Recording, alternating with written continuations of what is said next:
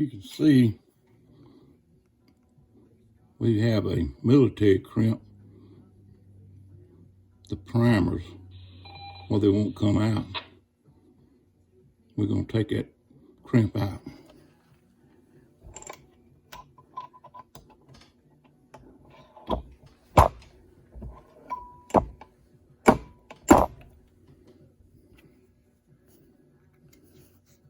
Clean it up.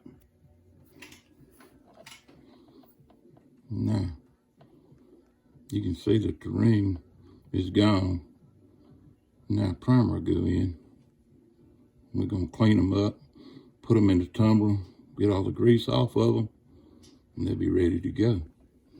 We're using RCBS primer pocket swagger combo. Best tool I ever had for military crimp.